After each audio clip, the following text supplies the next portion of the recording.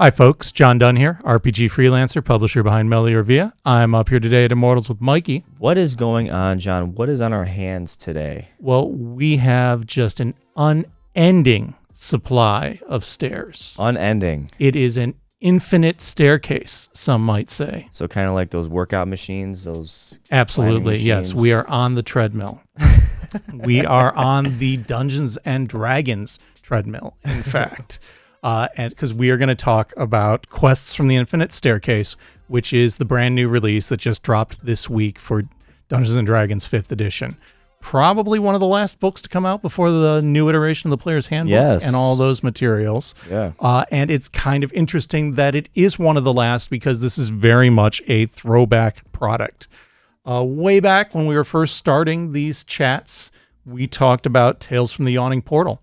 And Tales from the Yawning Portal was a compilation of old adventures from first up through, I think, 4th edition that were all kind of combined together into one book, kind of sort of put together in a campaign, but also kind of giving an opportunity for people who had just joined the game with 5th edition a chance to play some of the kind of iconic adventures that made D&D what it is. Well, this is another look back at that same kind of thing. This is a solid look at 6 first edition Dungeons and Dragons adventures that really shaped the landscape for what Dungeons and Dragons became. The title itself, and it has to be addressed, Tales from the Quest from the Infinite Staircase, is a Planescape shout out. So the Infinite Staircase was kind of a way of navigating around all the different planes of reality. Each landing of the staircase could have a door on it, and when you'd open the door, you could find yourself in a different reality.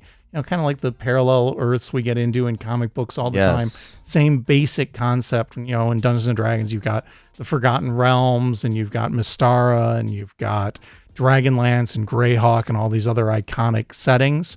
Well, the Infinite Staircase, much like Planescape, was a way to travel between them. And so the first part of this book does cover the Infinite Staircase, and it gives you a genie by the name of Nathos, who's kind of the cover boy, poster boy for this book. That's kind of your framework for how you connect these adventures, because all 6 of them, like I said, are from the first edition era. They were in the 1980s, and in fact, 2 of them are the last 2 from the S series that weren't in Tales from the Yawning Portal. So now we're going to have all 4 of the Realms of Horror adventures ready to go for 5th edition. And it is worth noting that 2 of these, The Lost City and Expedition to the Barrier Peaks, were both published by Goodman Games as part of their Original Adventures Reincarnated. Now, those publications are out of print. Those were also real honkin' thick books, I think around 300, 400-ish pages. Okay. This whole book is substantially shorter than that. But the original adventures were only 32 pages. So, well, we'll come back to that. In the start of the book, when we present the Infinite Staircase, in addition to kind of giving you that way to connect the adventures and basically for something for the PCs to interact with in between adventures, kind of basically the safe town for them to visit, that is set up with some random encounters, and it kind of feels to me like Castle Perilous. Have I mentioned Castle Perilous before? No. Castle Perilous was a series of novels, I think by DeChancy, that they were fun, kind of very light fantasy. And in the castle, there were just all of these doors, and every door could open up into a different reality. And that kind of felt a lot to me like the whole Infinite Staircase setting. They may have drawn on that. But after we get through that presentation of the Infinite Staircase and just, this idea of this way to pop between realities as the basis for it, we dive right into the adventures. And the first one that's here is B4, The Lost City. That was originally written by Tom Moldvay, came out in 1982. The original adventure was 32 pages, intended for levels 1 to 3. This one is coincidentally also 32 pages when we presented it in this book. It was republished, like I said, for 5th edition as part of the Original Adventures Reincarnated line. And the basic concept for this is that there's this pyramid and kind of underground city with this lost culture the player characters kind of have to explore the city, interact with these different cultures, and maybe interact with somebody who at least might think he was a god. Now, I'm pretty sure all the rest of the adventures in this set were published for Advanced Dungeons & Dragons. This was part of the B series, so it was intended for the basic rules, set up with levels 1 to 3. Honestly, back in the day, converting between the two was not a big deal. But other than that, this is kind of an iconic adventure. I've certainly played through it more than once. And it's really cool to see this updated for 5e. Artwork's a little different, a little snappier than what we saw, and the maps are certainly prettier because they're not just drawn in blue and white ink on the inside cardboard cover of the adventure, right? We've got full color maps that are included as part of this, and that's going to be the case for all of these adventures as we go through them. Second up, we have When a Star Falls. This was originally published by the TSR UK group. The author on this was Graham Morris. Oh, did I say the author on Lost City? That was Tom Moldvay. Okay. Credit where credit's due. Graham Morris wrote When a Star Falls, like I said, part of the TSR UK effort. TSR UK was kind of a separate group. They published The Fiend Folio, and there were a bunch of adventures that they wrote for UK publication that TSR then brought over and published in the US as well. This was the fourth one of that line, UK 4. It was originally written for levels 3 to 5 in 1984. 32 pages in the original little pamphlet, basically. It's condensed down to 30 pages here. And this is the only adventure in this packet that is not primarily a dungeon. It does include some layers, and so the player characters are going to go out and explore different places, but there's a lot of interactions where you're going to be exploring and meeting people and dealing with them.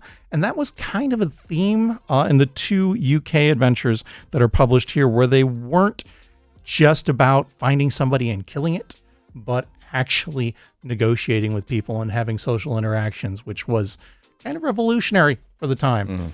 One thing worth mentioning, those two layers, you encounter the Darrow and the Sverfniblin. Darrow are deep dwarves that were kind of the dwarven version of drow, and Sverfniblin were deep gnomes, again, kind of the darker version of that culture. Don't want to run into those guys.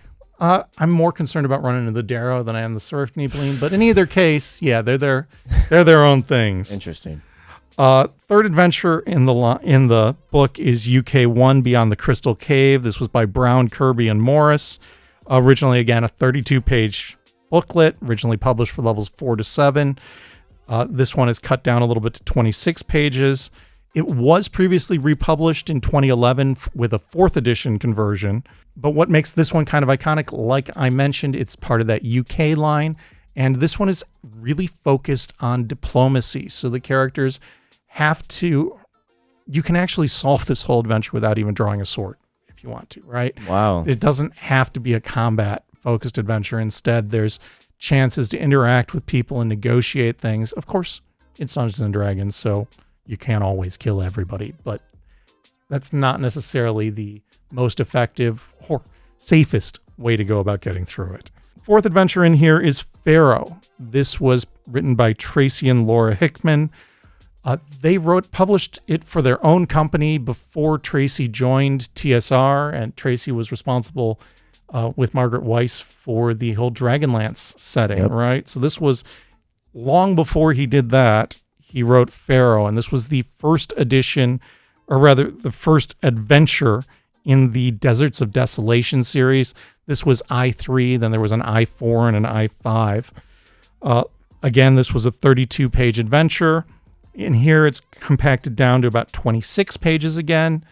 And we don't see the last two adventures in that series, but nonetheless, solid adventure. The characters get to encounter basically the ghost of a dead pharaoh who wants his tomb to be cleansed, and the tomb was designed to be thief-proof. So, of course, the PCs are the perfect group of thieves to go and clear out this tomb. Why not? Yes, absolutely. Of course, they have to go through the desert to get to it. After Pharaoh, we hit S4, The Lost Caverns of Sajkanth. Mostly Gary Gygax's work, though he kind of reused some stuff that Kuntz had written previously. This was a 1982 release of a tournament adventure that had been previously released.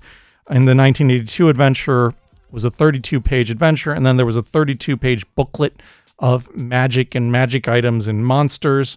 This one was intended for levels 6 to 10. There was a revision of this released in 2007 for 3.5 edition. And this one was pretty explicitly set in the world of Greyhawk. Most of these moving up to this weren't as clear about what campaign setting they were set in. This is kind of an iconic adventure. It had some really cool artwork that was included in it. Some of that artwork you see adapted in here. The big bad that was kind of shown on the cover may not be the biggest bad that's included in the adventure. There's another character that posed a particular challenge later on. Gonna try not to spoil that, but sometimes it's best to let sleeping things lie. Last adventure we've talked about before, Expedition of the Barrier Peaks. Can you toss a link up to that old video in there, Mikey? Oldie awesome. for you. Yeah, it is an oldie. So yeah, the graphics won't be as pretty. But and the adventure is an oldie too. It's a cross between science fiction and fantasy, where there's a spaceship that crashed in Greyhawk, and the player characters get to go and encounter it. And they get to encounter alien races like the Vegapygmies and the iconic Froghemoth within that adventure as they're exploring the spaceship, and they get to deal with robots and androids and laser pistols and other kinds of technology. This was originally a 32-page adventure with a 32-page picture booklet. Unfortunately, we don't see quite as much artwork here, but the maps look a lot better in this book than they did in the original version. Again, comparing blue and white to full color, kind of 2D plus graphics here on this. Originally, Expedition of the Barrier Peaks was intended for levels 8 to 12. Here it is 33 pages. We talked about it kind of at length previously, so I don't know that I need to go into too much detail. If you do have the Goodman Games update, it is a lot more comprehensive than what you'll see here because, yeah, that was a long book, and this is getting 33 pages. Nonetheless, if you don't, this is a solid treatment, and it's plenty to run the adventure from. This adventure is pretty explicitly set in Greyhawk as well, just like Lost Caverns. And it could be the hook you need if you want your player characters to do more exploring in there after they finish it. Or they might just go back to exploring the Infinite Staircase. 6 different adventures, all of which can easily be run as standalones. Nice setup for combining them into a campaign if that's what you want to do. Works well if you want to interface this right in with the Planescape setting. 224 pages. Wizards of the Coast, $60, hardcover, full color, the high quality artwork that you've come to expect inside from them. Solid book. We get 4 pages of magic items at the end there, 30 more pages of creatures covering those things that haven't been previously published for 5e. We've got the standard cover and the limited edition alternate cover in stock here at the store, both on the shelf or available at immortalsinc.com. Very well said, John. Brand new release for you guys. Come check it out. Till next time, folks. Good gaming.